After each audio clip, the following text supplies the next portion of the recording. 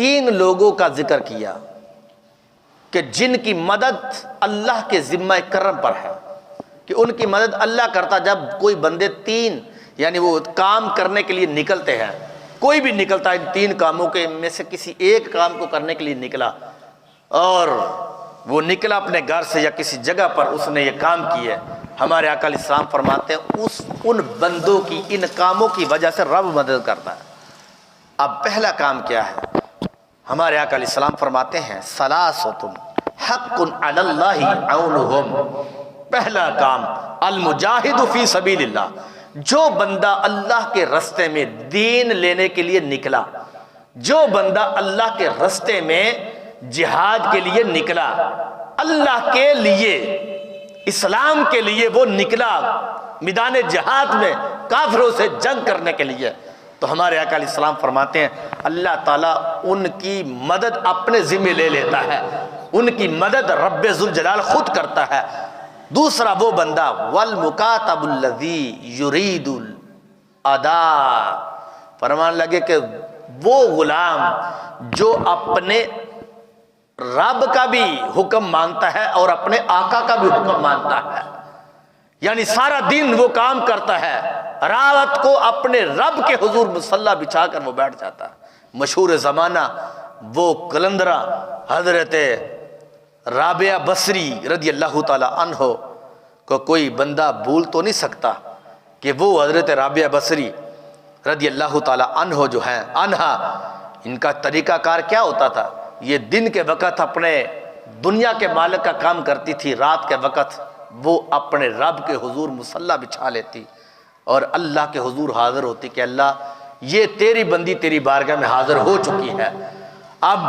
زمانہ جانتا ہے کہ رب نے پھر ان کو کیا عزتیں دی، انہوں نے اپنے آپ کو رب کی طرف کیا، رب کریم نے زمانے کے اندر ان کا نام روشن کر دیا، جگہ جگہ پہ رابعہ بصری ہوتا ہے رضی اللہ تعالی عنہا۔ تو سرکار مدینہ صلی اللہ علیہ وسلم ارشاد فرماتے ہیں تیسرا وہ شخص وَالنَّاكِحُ الَّذِي يُرِيدُ الْعَفَافِ، کہ وہ نکاح کرنے والا جو ارادہ کرے کہ اللہ میں نکاح اس لیے کر رہا ہوں تاکہ یہ میری نظریں غیر محرموں کو دیکھنے سے بچ جائیں۔ ارادہ صاف تھا، نیت غلط نہیں تھی، ارادہ اس کا صاف تھا، تو اس نے نیت سے کیا کہ میں چلو میری نظریں بچ جائیں گی، تو ہمارے آقا علیہ السلام فرماتے ہیں اللہ بھی اس بندے کی نظروں میں حیا پیدا فرما دیتا ہے جیسا اس کا ارادہ تھا۔ اگرچہ کوئی بندہ شہوت کی نظر سے بھی نیت سے بھی کسی سے شادی کرے گا تو یہ بھی جائز ہے، یہ بھی جائز ہے، ناجائز نہیں ہے، لیکن بطور خاص اس مقام پر ہے کہ جس نے شادی ہی نکاح ہی اس نیت سے کیا کہ میں شادی کروں گا تو میری نظریں غیر محرموں کو دیکھنے سے بچ جائیں گے، تو ہمارے آقا علیہ السلام فرماتے ہیں رب ان کی نظروں میں حیا پیدا کرتا ہے۔ یہ سید عالم صلی اللہ علیہ وسلم کا فرمان جو تین چیزوں کے لحاظ سے تھا اس کے اندر یہ موجود ہے۔ ایسے ہی حضرت عبداللہ بن عمر رضی اللہ تعالی عنہما بھی بیان کرتے ہیں، آپ نے بھی تین چیزوں کا ذکر کیا، فرماتے ثلاثۃ علی کثبان المسک یغبطہم الاولون والآخرون۔ نبی پاک علیہ السلام فرماتے ہیں تین لوگ ایسے ہیں قیامت کے دن کستوری کے ڈھیر کے اوپر بیٹھے ہوئے ہوں گے، ٹیلے کے اوپر، یوں سمجھے کستوری کا پہاڑ ہوگا، چھوٹا پہاڑ، اس کے اوپر یہ بیٹھے ہوئے ہوں گے، حالانکہ اس وقت تو کوئی چیز نہیں ہوگی، لیکن کچھ بطور خاص لوگ ہوں گے کہ جن کے لیے نور کے ممبر بچھائے جائیں گے، کچھ ایسے لوگ ہوں گے کہ جن کے لیے تخت بچھائے جائیں گے، حالانکہ ہر چیز تو فنا ہو جائے گی، لیکن یہ رب کریم کی طرف سے بطور خاص ایک ان کو انعام دیا جائے گا۔ ہمارے آقا علیہ السلام فرمانے لگے کہ میرے صحابہ جن بندوں کے اندر یہ تین چیزیں پائی گئیں قیامت والے دن رب ذوالجلال ان کو کستوری کے ڈھیلوں کے اوپر یعنی ٹیلوں کے اوپر بٹھائے گا۔ کون کون سی؟ سرکار فرماتے ہیں وَعَبْدٌ أَدَّى حَقَّ اللَّهِ وَحَقَّ مَوَالِيهِ، سرکار فرماتے ہیں کہ وہ غلام جس نے اپنے مالک کا بھی حق ادا کیا اور اپنے رب کا بھی حق ادا کیا، اس کو رب ذوالجلال دوہرا ثواب دے گا۔ جنتی تو وہ ہے ہی، لیکن وہ ٹیلوں کے اوپر بیٹھا ہوگا، اور پھر پتہ ان کا مقام کیا ہوگا. ہمارے آقا علیہ السلام فرماتے ہیں کہ یغبطہم الاولون والآخرون، کہ ان کے پاس سے گزرنے والے لوگ رش کریں گے ان کے اوپر. کتنے ہی خوبصورت چہرے والے، اور کیا عمل ہے ان کا جن کی بنیاد پر رب نے ان کا اتنا مقام دیا ہے کہ وہ قیامت کا دن کہ بندہ پسینے کے اندر ڈوبا ہوا ہوگا اور اس کی بدبو جو ہے ان کے ناکوں کو خراب کر رہی ہوگی، باوجود اس کے کہ اس وقت کستوری جیسا کی عظیم خوشبو جو ہے ان کے ٹیلوں کے اوپر بٹھا دیا جائے گا، اور گزرے ہوئے لوگ اور جو بعد میں آنے والے جو لوگ ہیں ان کے اوپر وہ رش کریں گے اور کہیں گے کاش آج جو عمل ان کی عملوں کی وجہ سے، جن عملوں کی وجہ سے ان کو یہ عزت دی جا رہی ہے، ہم نے بھی دنیا کے اندر یہ عمل کیے ہوئے ہوتے جس کی بنیاد پر آج ہمیں بھی یہ عزت دی جاتی. ہمارے آقا علیہ السلام نے فرمایا وہ بندہ جس نے اپنا بھی مالک کا بھی حق دیا اور رب کا بھی حق دیا. دوسرے نمبر پر ہمارے آقا علیہ السلام ارشاد فرمانے لگے کہ وَرَجُلٌ يُؤَمُّ قَوْمًا وَهُمْ بِهِ رَاضُونَ، وہ شخص جو کسی قوم کی امامت کرتا ہے اور لوگ اس پہ راضی بھی ہیں، خوش بھی ہے. اس امامت سے مراد ہے وقت کا حکمران. وقت کے حکمران کے بارے میں سرکار نے فرمایا، مشکات شریف کے اندر ان 7 بندوں کا ذکر ہے کہ جن کے بارے میں ہمارے آقا علیہ السلام فرماتے ہیں رب ذوالجلال قیامت والے دن ان کا مقام کیا ہوگا. جو امام حاکم یعنی جو انصاف کرنے والا امام عادل ہے وہ بیٹھا ہوگا، وہ رب کے عرش کے سائے کے نیچے ہوگا. وہ بندہ جس نے دنیا کے اندر اپنی رعایا کے ساتھ انصاف کیا، حکومت کے اندر خوشحالی پیدا کی، اور وہ حکومت جو ہے وہ رعایا جو ہے وہ اپنے حاکم کے اوپر راضی تھی کہ اس نے ہمیں فلاں بھی دیا، فلاں بھی سہولیات اس نے مہیا کی ہے. ہر وقت وہ ان کے پیچھے لگا رہا. تو ہمارے آقا علیہ السلام فرماتے ہیں وہ رعایا قیامت والے دن ان کے اوپر رش کریں گی، اور اس امام عادل کو پہلے نمبر پر سرکار نے اس کا ذکر کیا، فرمایا رب کریم ان کو اپنے عرش کے سایہ عطا فرمائے گا، اس کے نیچے رکھے گا. نبی پاک علیہ الصلوۃ والسلام کی زندگی آپ پڑھ کے دیکھیں. آقا علیہ الصلوۃ والسلام فرمانے لگ آپ نشیرواں عادل کا جو زمانہ تھا وہ سرکار کے زمانے کے قریب تھا. یہ نشیرواں ایک بہت بڑا بادشاہ گزرا ہے. تو یہ نبی پاک علیہ الصلوۃ والسلام شکر ادا کیا کرتے تھے، اور حضور علیہ الصلوۃ والسلام فرمایا کرتے تھے اور فخر کرتے تھے کہ میرے رب کا شکر ہے کہ میں عادل بادشاہ کے زمانے میں ہی پیدا ہوا ہوں. کہ یعنی وہ نشیرواں عادل بادشاہ بڑا انصاف کرنے والا جو تھا، کا شکر ہے کہ میں اس زمانے کے اندر پیدا ہوا ہوں. کہ یعنی جو امام عادل ہوتا ہے یہ اس کے بارے میں. آج کس چیز کا ظلم نہیں ہے، ہر چیز کا ظلم ہے. آپ اپنی زندگی دیکھیں جتنی گزاری ان حکمرانوں کے وقت میں، کس حاکم نے کس بادشاہ نے ظلم نہیں کیا، ہر لحاظ سے ظلم کیا. کہیں وہ بھوک کے لحاظ سے ظلم کیا، کبھی کسی کا بحران، کبھی کسی کا بحران. آپ جس طرف بھی آپ دیکھ لیں، دینی لحاظ سے دیکھ لیں، وہ مسئلہ نموذ سے رسالت ہو اس میں بھی ایمان والوں کو تکلیف دی گئی، مسئلہ ختم نبوت ہو اس میں بھی ایمان والوں کو تکلیف دی گئی، پیٹ کی روٹی کے لحاظ سے معاملہ ہو پھر بھی اس میں تکلیف دی گئی. تو ہمارے آقا علیہ السلام نے فرمایا قیامت والے دن وَرَجُلٌ يُؤَمُّ قَوْمًا وَهُمْ بِهِ رَاضُونَ، وہ شخص کسی قوم کا سردار ہو اور لوگ اس پر راضی ہو. فرمایا رب ذوالجلال بھی اس پر خوش ہے، رب کے نبی بھی ان کے اوپر خوش ہیں. تیسرے نمبر پر ہمارے آقا علیہ السلام ارشاد فرماتے ہیں وَهُمْ بِهِ وَعَبْدٌ أَدَّى حَقَّ اللَّهِ وَحَقَّ مَوَالِيهِ. ہمارے آقا علیہ السلام ارشاد فرماتے ہیں رَجُلٌ يُنَادِي بِالصَّلَوَاتِ الْخَمْسِ فِي كُلِّ يَوْمٍ وَلَيْلَةٍ. فرمایا وہ آدمی کہ ایک تو وہ آدھی جو رات دن میں 5 وقت نماز وہ بندہ پڑھتا ہے، ایک تو وہ بندہ ہے، لیکن دوسرا وہ بندہ جو تہجد کی نماز کے لیے اٹھتا ہے. ہمارے آقا علیہ السلام فرماتے ہیں قیامت والے دن تہجد گزار آدمی کو نیک بندے دے کر رش کریں گے. کیوں؟ رب ذوالجلال قیامت والے دن براہ راست ان کو اپنا دیدار عطا فرما دے گا. یہ 3 بندوں کا ذکر کیا. ایک وہ بندہ جس نے رب کا حق ادا کیا، اپنے مالک کا حق ادا کیا، اور دوسرا وہ بندہ جو امام عادل تھا، کسی قوم کا سردار تھا، اور تیسرا وہ بندہ جس نے نماز تہجد کو پابندی سے ادا کیا. تو ہمارے آقا علیہ السلام فرماتے ہیں کل قیامت والے دن گزرے ہوئے لوگ، بعد میں آنے والے لوگ اس بندے کو دیکھ دیکھ کر رش کریں گے. اور یہ حدیث شریف بھی کتب حدیث کے اندر موجود ہے. سید عالم صلی اللہ علیہ وسلم نے ارشاد فرمایا ثلاثۃ فی ظل العرش یوم القیامہ یوم لا ظل الا ظلہ. آقا علیہ السلام فرماتے ہیں قیامت کے دن 3 ایسے شخص ہیں کہ عرش کے سائے تلے ہوں گے، جب کوئی سایہ نہیں ہوگا رب ان کو اپنا سایہ دے گا. پہلا واصل الرحم یزید اللہ فی رزقی ویمد فی آجالہ. ہمارے آقا علیہ السلام ارشاد فرماتے ہیں پہلا وہ شخص جو صلہ رحمی کرتا ہے، جو ٹوٹتا ہے اس کو ٹوٹنے نہ دے. رشتہ دار نے کہا کہ میں تمہیں تو بلاؤں گا نہیں، اس نے کہا نہیں بلاتا تو میں تمہارے قریب ہوں گا. آج تو زمانہ اس طرح نہ کہ ایک کہتا میں تمہارے 2 قدم قریب بھی نہیں آؤں گا تو دوسرا کہتا میں تمہارے 10 قدم دور ہو جاؤں گا. تو جتنی دوریاں بندہ خود کرے اتنی دوریاں بڑھتی ہیں، قریب نہیں ہوتا. امام غزالی نے اس حدیث کو لکھا ہے کہ ایک شخص نبی علیہ السلام کے پاس آیا، کہنے لگا یا رسول اللہ صلی اللہ علیہ وسلم میرے رشتہ دار کچھ ایسے ہیں کہ وہ ایسے ہیں کہ میں تو ان کو بلاتا ہوں وہ مجھے بلاتے ہی نہیں ہیں، میں ان کو اپنی شادی میں بلاتا ہوں وہ مجھے بلاتے ہی نہیں ہیں، غمی میں بلاتا ہوں وہ مجھے بلاتے ہی نہیں ہیں. تو نبی پاک علیہ السلام نے فرمایا پریشان کیوں ہوتا ہے؟ فرمایا ان کا اپنا عمل ہے، وہ نہیں آتے تو ان کا اپنا جرم ہے، تم ان کا جواب دیتے رہو، رب ذوالجلال تجھے ڈبل اجر عطا فرماتا رہے گا. سرکار فرماتے ہیں کہ رشتہ ٹوٹنے نہیں دیتا، کوئی ناراض ہوتا تو اس کو جا کے راضی کرتا ہے. سرکار مدینہ صلی اللہ علیہ وسلم نے فرمایا ناراض شخص کو راضی کرنے والا جنت میں بھی پہلے داخل ہوگا،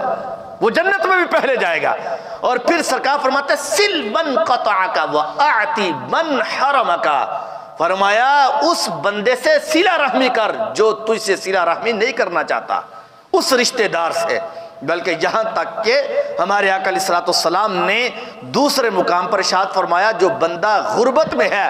وہ اپنے رشتہ داروں کے ساتھ اچھا سلوک کرے، رب ذوالجلال ان کی غربت کو دور فرما دے گا. ایک حدیث شریف میں یہ بھی ہے، ہمارے آقا علیہ السلام فرماتے ہیں وامرأۃ، یہ دوسرے نمبر پر ہے، مات زوجها وترك عليها ایتاما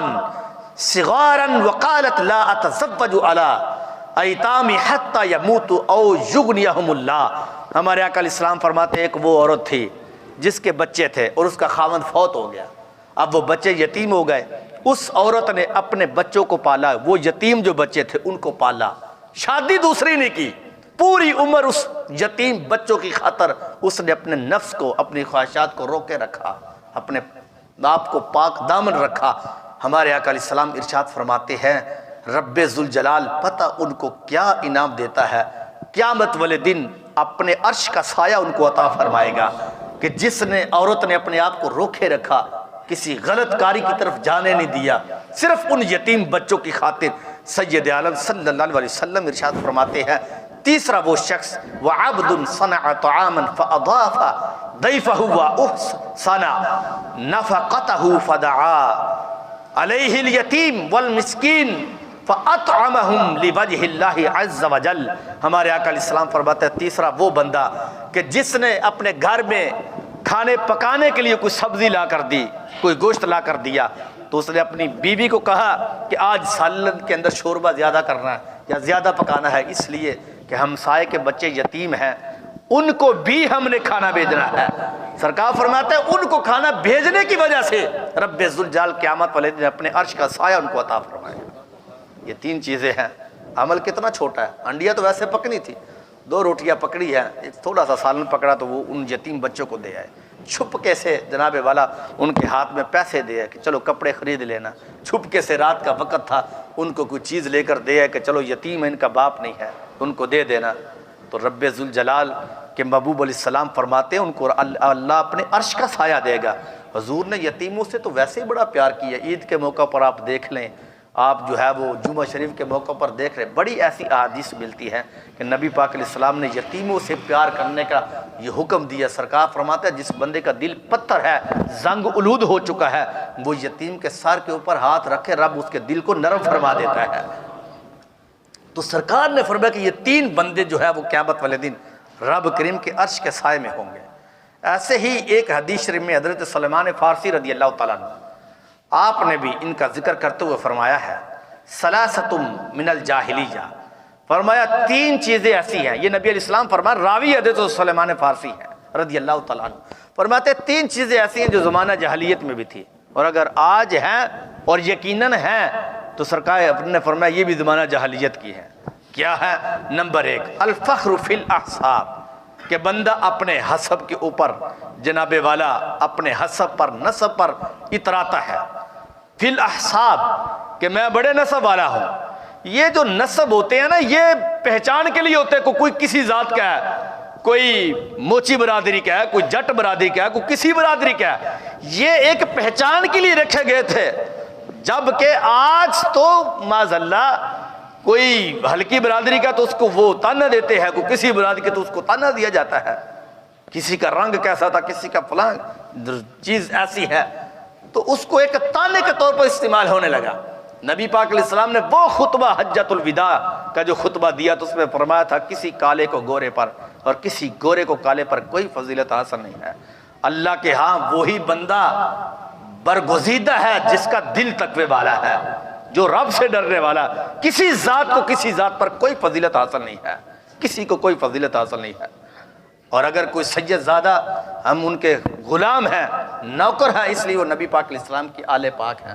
اگر وہ شخص بولتا ہے کہتا کہ غیر سید تو ہمارے جوتوں کی نوک جیسے نہیں ہیں، اور ایسے ہیں ان کے آن دی ریکارڈ ان کے الفاظ موجود ہیں،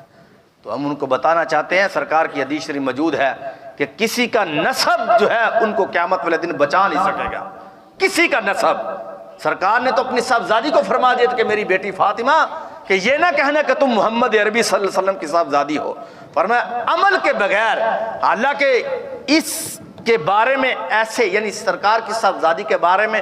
غلط سوچنا بھی گناہ ہے، لیکن سرکار نے اپنی امت کو سبق اس لحاظ سے دیا، فرمایا یہ نہ سوچنا کہ میں ایک نبی کی بیٹی ہوں، فرمایا عمل قیامت والے دن اس کے بارے میں پوچھا جائے گا، لیسا للانسان الا ما سعی، قیامت والے دن بندے سے ان کے عملوں کے بارے میں پوچھا جائے گا، یہ نہیں کہا کہ تم فلاں چودھری سے تعلق رکھتے ہو، فلاں سے ہو، فلاں قبیلے سے ہو لہذا تمہیں چھوڑ دیا جائے گا۔ عمل اچھا ہے تو قیامت والے دن بچت ہے، اگر عمل اچھا نہیں ہے تو کوئی بچت نہیں ہے۔ کیوں؟ اس لیے کہ روایات میں آتا ہے کہ جس وقت حضرت ابو ذر غفاری رضی اللہ تعالی عنہ نے نبی پاک علیہ الصلوۃ والسلام سے کہ ایک صحابی تھے حضرت بلال حبشی، ان کو کہہ دیا کہ تو کالی ماں کا بیٹا ہے، یہ جملہ بول دیا حضرت بلال حبشی رضی اللہ تعالیٰ عنہ کو، تو حضرت بلال حبشی کو یہ بات بڑی پریشان کن جو ہے وہ لگی، نبی پاک علیہ السلام کی بارگاہ میں پریشانی کے عالم میں آ گئے، کہنے لگے کہ یا رسول اللہ صلی اللہ علیہ وسلم جو چیز زمانہ جاہلیت میں مجھے تکلیف دیتی تھی، ذلت دیتی تھی، آج اسی چیز نے مجھے پریشان کیا ہے، یعنی زمانہ جاہلیت میں تو میں مسلمان ہی نہیں تھا، تو مجھے لوگ کہتے تھے کیونکہ وہ زمانہ جاہلیت تھا، میرے نبی میں نے تو اسلام قبول کیا ہے، تو اسلام نے تو مجھے عزتیں دی ہے، عزت مجھے ملی ہے،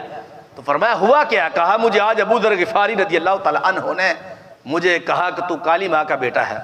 تو نبی پاک علیہ السلام نے فرمایا جاؤ ان کو میری طرف سے جا کر پیغام دو اور ان کو کہو کہ تجھے نبی علیہ السلام فرما رہے ہیں کہ مجھے بھی تم کہو کہ تم بھی فلاں ماں کے بیٹے ہو،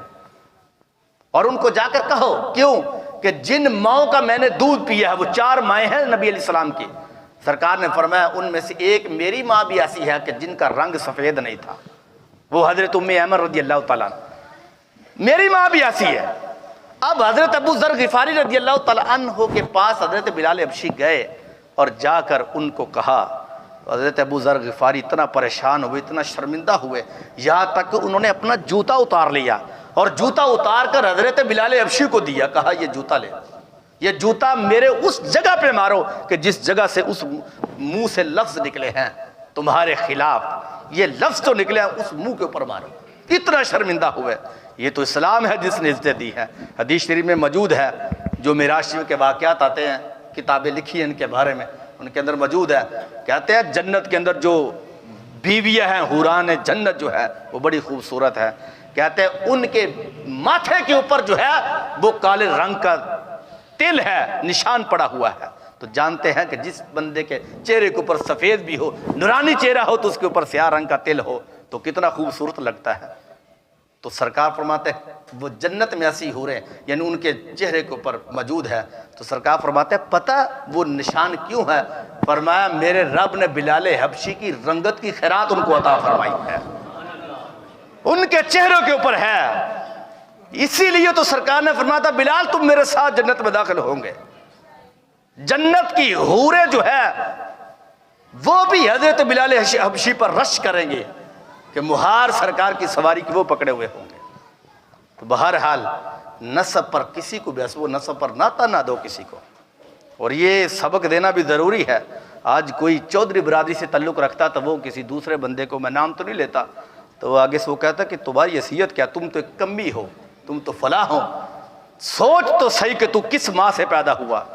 وہ کمی جس کو تو سمجھتا ہے وہ بھی حضرت اماں حوا کا بیٹا ہے، اور چودھری صاحب جس کو تو اپنے آپ کو چودھری سمجھتا ہے تو بھی تو حضرت اماں حوا کا بیٹا ہے۔ سرکار نے بتا دیا لوگوں کو کہ جس وقت سرکار حج کرنے کے لیے جا رہے تھے تو سرکار نے حضرت اسامہ بن زید جو غلام در غلام تھے، تیسری پشت غلاموں کی چلتی آ رہی تھی، سرکار نے حضرت اسامہ بن زید کو اپنے ساتھ سواری کے اوپر بٹھا کر اور بڑے بڑے چودھریوں کو پیدل چلوا کر بتا دیا کہ لوگوں کسی شخص کو، کسی رنگت والے کو، کسی ذات والے کو، کسی کے اوپر کوئی فضیلت حاصل نہیں ہے، فضیلت تو اسی کو ملے گی جس بندے کے دل کو رب نے تقوی والا دل قرار دیا۔ اور دوسرے نمبر پر ہمارے آقا علیہ السلام نے یہ ارشاد فرمایا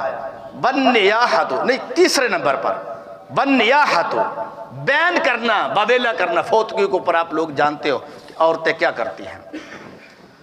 تو اس کے بارے میں ہمارے آقا علیہ السلام نے فرمایا ہے کہ یہ تین چیزیں زمانہ جاہلیت میں تھی اور آج بھی ایسے ہیں۔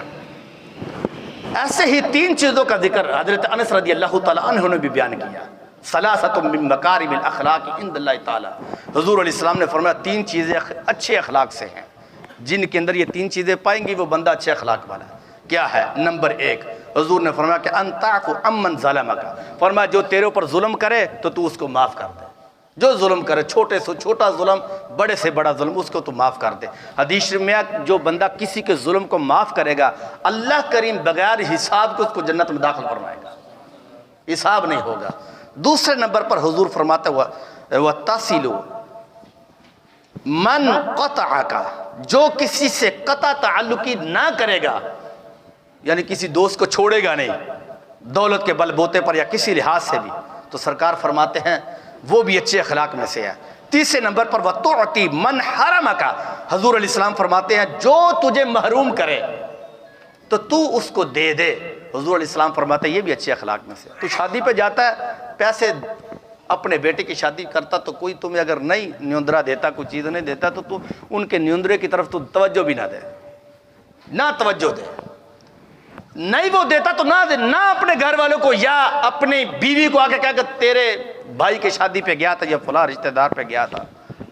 یا وہ آئے تھے تو انہوں نے میرے ساتھ ایسا کیا تھا، تو صبر کر۔ اس لیے تیرا صبر کرنا ہمارے آقا علیہ السلام فرماتے ہیں کہ تمہیں جنت میں آسانی سے داخل کر دے گا۔ اور بلکہ یہاں تک حضرت معاویہ بن قشیری رضی اللہ تعالیٰ بیان کرتے ہیں کہ نبی پاک علیہ السلام نے آخری یہ تین چیزیں ہیں، سرکار مدینہ صلی اللہ علیہ وسلم نے ارشاد فرمایا ثلاثۃ لا تری اعینہم النار عین حرست فی سبیل اللہ۔ ہمارے آقا علیہ السلام فرماتے ہیں تین لوگ ایسے ہیں کہ جن کی آنکھیں کل قیامت والے دن جہنم کو دیکھ بھی نہیں سکیں گی، یعنی جہنم میں جانا تو دور کی بات، جہنم کو دیکھ بھی نہیں سکیں گی۔ تین لوگوں کے بارے میں سرکار نے فرمایا، وہ کون کون ہے؟ سرکار نے فرمایا وَعَيْنٌ بَكَتْ مِنْ خَشْيَةِ اللَّهِ، کہ جو بندہ رات کو یا دن کو جب بھی رب کی کوئی بات آتی ہے تو رب کے خوف سے وہ ڈرتا ہے اور اس کی آنکھ سے کوئی آنسو بہہ جاتا ہے، اس کی آنکھ سے آنسو بہہ جاتا ہے۔ حدیث شریف میں آتا کل قیامت والے دن جس بال کی جڑ بھی بھیگی ہو گئی، آنسو نہیں نکلا، صرف کوئی بات سنی یا رب کا خوف آیا، صرف یہ جڑ تھی بال کی بھیگی ہوگی، ہلکا سا مکھی کے پار کا بھی جو وہ کچھ 10واں 12واں حصہ جو اگر اس کی آنسو کا نکل آیا، نبی پاک علیہ السلام نے فرمایا کل قیامت والے دن حضور فرماتے ہیں میں اس کی شفاعت فرماؤں گا، میں اس کی شفاعت کروں گا۔ دوسرے نمبر پر سرکار فرماتا ہے لا خیرہ فی عین اللہ تبکی من خشیت اللہ۔ امام ابو نعیم نے لکھا، فرمایا کہ اس آنکھ میں کوئی بلائی نہیں ہے کہ کہ جس آنکھ میں کوئی آنسو بھی رب کے خوف سے نہیں نکلتا۔ تیسرے نمبر پر سرکار فرماتے ہیں اللہ اکبر، ہمارے آقا علیہ السلام فرماتے ہیں وَذُو الشَّيْبَةِ فِي الْإِسْلَامِ، سرکار فرماتے ہیں کہ بوڑھے کی عزت کرنا، اس کا احترام کرنا۔ اور بلکہ ایک حدیث شریف ہے، سرکار فرماتے ہیں کہ منافق جو ہے وہ 3 نشانی ہے، منافق 3 کام کبھی بھی نہیں کرے گا۔ کیا کام ہے؟ ثلاثۃ لا یستخف بحقہم الا منافق، حضور فرماتے ہیں 3 لوگ ایسے ہیں کہ جن کے حق کو منافق کے علاوہ کوئی ہلکا جانتا ہی نہیں ہے۔ صرف منافق کہتا ہے یہ چیز ہلکی ہے، منافق کو یہ بات سنائی دے کہے گا یہ چیز ہلکی ہے، منافق کو سنائی دے کہ یہ ہلکی ہے۔ تو ہمارے آقا علیہ السلام فرماتے ہیں وَذُو الشَّيْبَةِ فِي الْإِسْلَامِ، پہلے نمبر پر یہ ہے کہ منافق بوڑھے کی کبھی بھی عزت نہیں کرے گا، بوڑھے کا احترام کبھی نہیں کرے گا۔ نبی پاک علیہ السلام فرماتے ہیں جو بندہ 70 سال کی عمر میں فوت ہوا، 80 سال کی عمر میں، یا وہ 90 سال کی عمر میں فوت ہوا، آقا علیہ السلام فرماتے ہیں رب اس کا حساب نہ قبر میں لے گا نہ حشر میں اس کا حساب لے گا، اس سے کوئی حساب نہیں ہوگا۔ جو 80 سال یا 80 سال سے اوپر والا بندہ، یا وہ 80 سال سے پہلے ہی اس کے داڑھی شریف کے بال سفید ہو چکے تھے یا سر کے بال سفید ہو چکے تھے۔ اور بلکہ ایک حدیث شریف میں تو اس طرح بھی آتا ہے کہ نبی پاک علیہ السلام نے فرمایا جس بندے کی داڑھی کا ایک بال بھی سفید ہو گیا، رب کریم اس بندے سے بھی حیا فرماتا۔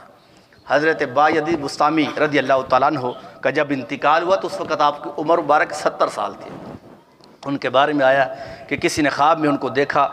تو ان سے پوچھا کیا حال ہے تمہارا، قبر میں رب کریم نے تمہارے ساتھ کیا کیا؟ کہا میرے رب نے مجھے بخش دیا، خیر ہو گئی ہے۔ پوچھا وہ کیسے؟ کہا جب میں اللہ کے حضور حاضر ہوا نا تو میری داڑھی کے بال سفید تھے اور میرے سر کے بال سفید تھے، تو میں رب کے حضور حاضر ہوا، اللہ تعالیٰ نے مجھ سے پوچھا کہ کیا لے آئے ہو لے کر؟ حضرت بایزید بسطامی، اے بایزید بسطامی تو میرے پاس لے کر کیا آئے ہو؟ تو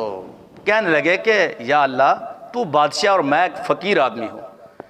تو بادشاہ کے پاس جب کوئی فقیر جاتا تو بادشاہ فقیر کو نہیں کہتا کہ تو کیا لے کر آیا ہے،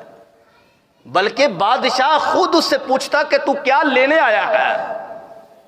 جبکہ تو بادشاہ، میں تو ایک فقیر آدمی ہوں، میں تیرا محتاج ہوں۔ چاہیے تو یہ تھا نا کہ آپ مجھے پوچھتے کہ بایزید بتا تجھے کیا عطا فرماؤں۔ یہ جب بات کہی نا تو حضرت بایزید بسطامی کہتے ہیں کہ یا اللہ میں تیرے حضور جو آیا ہوں وہ تیری رحمت کا طلبگار ہوں۔ تو رب کریم کے بارے میں حضرت بایزید بسطامی کہتے ہیں رب تعالیٰ نے فرمایا کہ بایزید جاؤ میں نے بغیر حساب کے تمہیں معاف فرما دیا۔ حضرت بایزید بسطامی فرماتے ہیں میرے ان بالوں کی حیا کرتے ہوئے میرے رب کریم نے اپنی رحمت والی جو آغوش تھی اس کے اندر لے لیا اور بغیر حساب کے میرے رب نے مجھے جنت میں داخل فرما دیا ہے۔ یہ ہوتا ہے بوڑھے کا احترام۔ تو سرکار فرماتے ہیں منافق کبھی بھی بوڑھے کا احترام نہیں کرے گا۔ اور دوسری نشانی منافق کی بتائی، سرکار فرماتے ہیں وذو العلم، فرمایا عالم بندے کا احترام منافق کبھی نہیں کرے گا۔ جو عالم کا احترام کرتا وہ بندہ مومن ہے۔ ہمارے آقا علیہ الصلوۃ والسلام نے یہ ارشاد فرمایا۔ تیسری چیز سرکار فرماتے ہیں حتی الحیتان فی الماء، فرمایا تم سوچو تو صحیح کہ عالم وہ ہے کہ جس کے بخشش کی دعا کے لیے سمندر کی مچھلیاں بھی دعا مانگتی ہیں،